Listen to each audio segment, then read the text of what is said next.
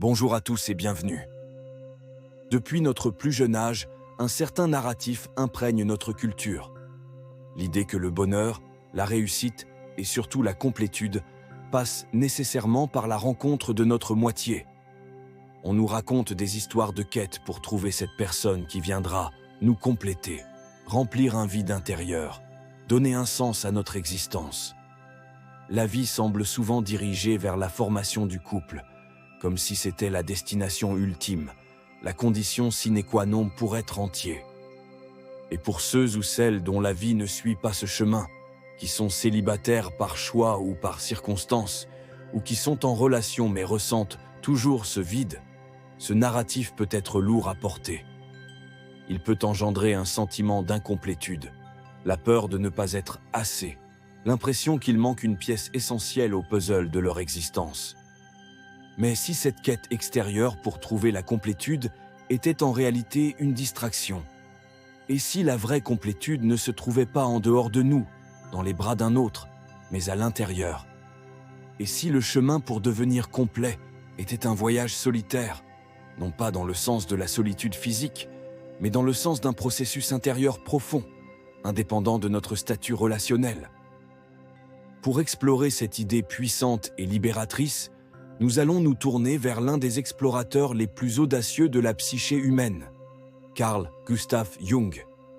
Jung n'a pas écrit un guide de rencontre, ni un traité sur le célibat heureux. Son travail porte sur le processus d'individuation, sur la manière de devenir un être humain entier. Et c'est précisément dans cette exploration de la totalité intérieure que l'on trouve les clés pour devenir complet, non pas grâce à une relation, mais indépendamment d'elle, posant ainsi les bases de relations potentiellement plus saines si elles se présentent. Aujourd'hui, nous allons plonger dans la psychologie jungienne pour comprendre comment trouver cette complétude en soi, sans faire dépendre son bien-être et son identité de la présence d'un partenaire. Préparez-vous à découvrir les ressources psychologiques immenses qui résident déjà en vous. Le chemin pour devenir complète sans dépendre d'une relation, guidée par la sagesse de Jung, commence maintenant. Commençons par le concept central chez Jung, l'individuation. L'individuation est le processus de devenir un individu unifié, distinct et entier. C'est le voyage psychologique par lequel une personne intègre les différents aspects de sa psyché, conscient et inconscient, en un tout harmonieux centré autour du soi. C'est devenir la personne unique que vous êtes destiné à être, en réalisant votre plein potentiel. Jung voyait cela comme le but ultime du développement humain. Et crucialement, l'individuation est un processus qui se déroule à l'intérieur de l'individu. Il ne dépend pas d'une relation romantique. Bien que les relations puissent être des catalyseurs importants dans ce processus, en faisant remonter à la surface des aspects de notre inconscient par projection sur l'autre, elles ne sont pas la source de la complétude. La source est en nous. Devenir complet, c'est devenir individu au sens étymologique, indivisible, non divisé intérieurement.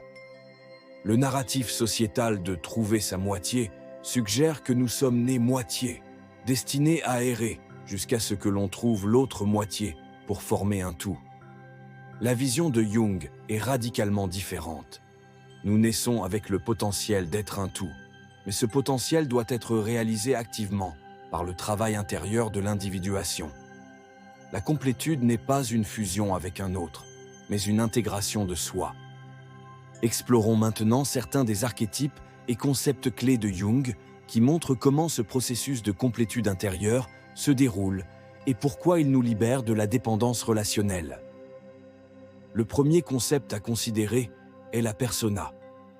Comme nous l'avons vu précédemment, la persona est le masque social que nous présentons au monde. Elle est façonnée par les attentes sociales et culturelles. Dans une société qui valorise le couple comme norme de réussite et de complétude, la persona peut nous pousser à croire que notre valeur dépend de notre statut relationnel. Nous pouvons développer une persona de personnes en couple heureuse ou, à l'inverse, ressentir que notre persona est défaillante si nous sommes célibataires. Le besoin de plaire et de correspondre à cette persona en couple peut créer un sentiment d'incomplétude si l'on ne l'est pas. Devenir conscient de cette persona et de la manière dont elle est influencée par les attentes sociétales sur les relations est une première étape pour détacher sa valeur intrinsèque de son statut relationnel. Votre persona n'est pas qui vous êtes. Votre valeur n'est pas définie par le fait d'être en couple ou non. Ensuite, un concept absolument central pour comprendre la complétude intérieure, surtout dans le contexte du titre qui semble s'adresser aux femmes, est l'animus. Jung a postulé que l'inconscient collectif contient des archétypes du sexe opposé. L'anima, l'image inconsciente du féminin chez l'homme, et l'animus, l'image inconsciente du masculin chez la femme.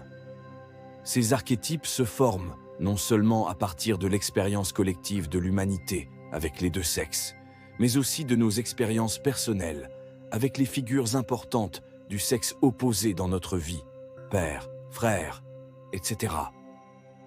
Dans de nombreuses cultures, certaines qualités ou fonctions psychologiques ont été traditionnellement attribuées au masculin: assertivité, logique, action, indépendance, capacité à faire face au monde extérieur, rationalité, et d'autres au féminin: réceptivité, émotion, relation, soin, intuition.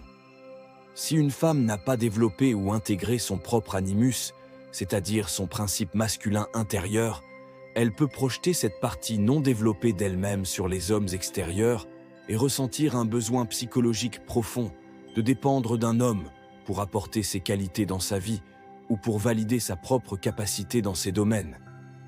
Elle peut avoir l'impression qu'il lui manque quelque chose, son propre animus intégré, et chercher inconsciemment à le trouver dans un partenaire masculin. Le chemin pour devenir complète sans dépendre d'une relation passe crucialement par l'intégration de l'animus. Pour une femme, cela signifie développer sa propre assertivité, sa capacité à prendre des décisions basées sur la raison, son indépendance, sa capacité à agir efficacement dans le monde extérieur. Ce n'est pas devenir comme un homme, dans le sens superficiel, mais intégrer ses qualités psychologiques à l'intérieur de sa propre personnalité féminine. Une femme qui a intégré son animus ne cherche plus un homme pour la compléter en lui apportant ses qualités masculines manquantes. Elle les possède en elle-même. Elle est psychologiquement autonome. Cela ne la rend pas anti-homme. Cela la rend capable d'entrer en relation avec un homme ou qui que ce soit, non par besoin de complétude, mais par choix et désir d'échange entre deux êtres déjà complets. L'intégration de l'animus est un pilier de la complétude intérieure féminine et un antidote puissant à la dépendance relationnelle psychologique. Bien sûr, le même principe s'applique aux hommes avec l'anima, leur principe féminin intérieur. Un homme qui n'intègre pas son anima peut chercher une femme pour apporter la sensibilité, l'émotion, la connexion qu'il n'a pas développée en lui-même. La complétude intérieure est un processus universel d'intégration de ces principes psychologiques masculins et féminins intérieurs, quel que soit son genre. Un autre archétype pertinent est l'ombre. L'ombre contient les aspects de nous-mêmes que nous rejetons. Cela peut inclure des parties que nous craignons ne pas être assez bien pour être aimées ou dignes d'une relation. Si une femme a internalisé l'idée qu'elle n'est pas assez sans un homme, cette croyance réside dans son ombre.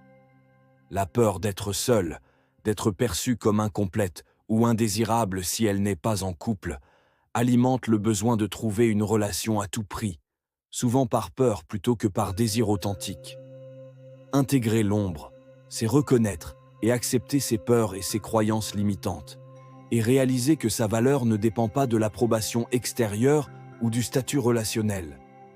C'est faire la paix avec les parties de soi que l'on craignait incomplètes ou inamorables. Au-delà de ces archétypes personnels et contrasexuels, il y a la pression du collectif.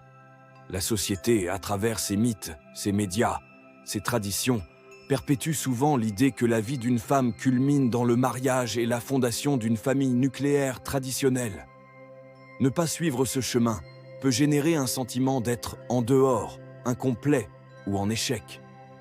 Le besoin de se conformer à ces attentes collectives sur les relations peut pousser à rechercher une relation non par désir profond, mais pour remplir une case sociale et éviter la désapprobation ou la pitié. Devenir conscient de l'influence de ces narratifs collectifs est essentiel pour se différencier du groupe et choisir son propre chemin, même s'il dévie de la norme. Le processus d'individuation est, par définition, une différenciation du psychisme collectif pour devenir un individu unique. Le point d'ancrage de la complétude intérieure, le but de l'individuation, est le soi. Le soi est l'archétype de la totalité. C'est le centre unifié de toute la psyché, englobant à la fois le conscient et l'inconscient, les aspects masculins et féminins intérieurs, l'ombre et la lumière. Le soi est la source d'une sagesse intérieure, d'une guidance et d'un sentiment d'unité et de valeur intrinsèque. Lorsque vous développez une connexion forte avec votre soi, vous trouvez un centre à l'intérieur de vous-même. Ce centre est déjà complet. Il ne manque de rien d'essentiel. La connexion avec le soi est l'antidote le plus puissant au sentiment d'incomplétude et à la dépendance relationnelle psychologique. Lorsque votre valeur et votre sens sont ancrés dans cette source intérieure, vous n'avez plus besoin de chercher désespérément la validation, la sécurité ou l'identité dans une source extérieure, comme un partenaire. Votre complétude vient de l'intérieur. Vous êtes déjà un tout potentiel. Devenir complète sans dépendre d'une relation ne signifie pas rejeter les relations. Au contraire, lorsque vous trouvez votre complétude à l'intérieur, votre capacité à former des relations saines et enrichissantes avec les autres augmente considérablement. Vous entrez en relation non pas par manque ou par besoin de l'autre pour vous compléter, mais par désir de partager, d'aimer, de grandir avec un autre être déjà complet. C'est une relation entre deux individus entiers, pas entre deux moitiés. Ce type de relation est basé sur la liberté et le choix, pas sur la dépendance. Comment, concrètement, inspiré par Jung, peut-on s'engager sur ce chemin pour devenir complète sans dépendre d'une relation? Cela commence par l'introspection et l'auto-observation. Portez attention à vos pensées et émotions concernant le célibat ou les relations. Où ressentez-vous un manque? Est-ce une peur réelle ou une anxiété basée sur des croyances? Je ne suis pas normale si je suis seule. Je ne serai jamais heureuse sans un homme. Explorez votre persona lié aux relations. Quel rôle jouez-vous? Cherchez-vous une relation pour vous conformer ou pour éviter le jugement? Engagez-vous activement dans l'intégration de votre animus pour les femmes ou de votre anima pour les hommes. Pour les femmes, cela signifie développer consciemment votre assertivité, votre indépendance, votre capacité à prendre des décisions, à vous affirmer dans le monde. Lancez-vous des défis qui vous obligent à exercer ces qualités. Affrontez des situations qui vous sortent de votre zone de confort de dépendance. Regardez votre ombre. Quelles peurs profondes sur vous-même vous font croire que vous ne seriez pas assez sans un partenaire? Faites la paix avec ces aspects de vous-même. Reconnaissez votre valeur inconditionnelle. Devenez conscient des narratifs collectifs sur les relations qui vous influencent. Questionnez-les. Distinguez ce que vous désirez vraiment de ce que la société vous pousse à désirer. Renforcez votre connexion avec votre soi. C'est un travail continu. Passez du temps seul, dans la nature, pratiquez la méditation ou la contemplation. Explorez votre créativité, art, écriture, musique. Soyez attentifs à vos rêves, car ils sont une voie d'accès à l'inconscient et au message du soi. C'est en nourrissant cette relation intérieure que vous trouverez un centre solide qui ne dépendra pas de l'extérieur. Cultivez l'autonomie dans votre vie quotidienne. Développez des compétences pratiques, gérez vos finances, prenez vos propres décisions, organisez votre propre temps libre.